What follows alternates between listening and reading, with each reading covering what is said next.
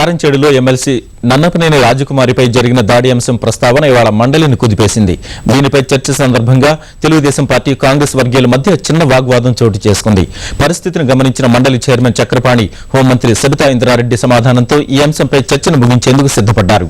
మంత్రి సమాధానంతో సంతృప్తి చెందని నన్నపనేని రాజకుమారి సభ నుంచి వాకౌట్ చేశారు. తనకు సభలో న్యాయం జరగలేదని ఆక్షేపిస్తూ మండలి సభ్యత్వానికి రాజీనామా చేసే యోచనలో ఉన్నట్లు తెలిపారు. మండలి సమావేశాలను ఈ నెల 19వ తేదీకి వాయిదా వేశారు. న్యాయం జరగలేదు. మా సభ్యులు మాట్లాడుతుంటే చైర్మన్ గారు పర్మిషన్ ఇవ్వలేదు. మా లీడర్ వీరభద్రరావు గారు కూడా సరే మీరు ఇక అన్నారు కాబట్టి దీన్ని ఆమె రిప్లై ఇచ్చారు కాబట్టి మేము గొడవ చేయకుండా ముగిస్తున్నాం అన్నారు. కాబట్టి నాకు జరిగినటువంటి అన్యాయం ఎవరికి జరగకూడదని కోరుకుంటున్నాను. ఇంత దారుణాన్ని గొడగొట్టినటువంటి ఆ దుర్మార్గుడు దగ్గుపాటిని అరెస్ట్ చేయాలని కోరుకుంటున్నాను. అతని మీద చర్య తీసుకోవాలని కోరుకుంటున్నాను.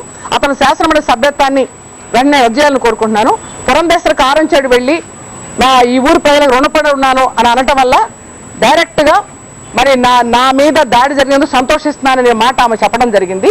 కాబట్టి ఆవిడ కూడా ఎట్టి పరిస్థితుల్లో కూడా నేను మాత్రం కాంప్రమైజ్ అయ్యే ప్రసక్తే లేదు. ఆవిడ కూడా ఖచ్చితంగా ఈ విషయంలో అపాలజీ చెప్పాల్సిన అవసరం ఉంది ఒక మహిళా మంత్రిగా. ఏదేమైనా నాకు ఈ సభలో న్యాయం జరగలేదు కాబట్టి ఈనాడు ఈ సభలో నేను పాల్గొకుండా నేను వెళ్ళిపోతున్నాను.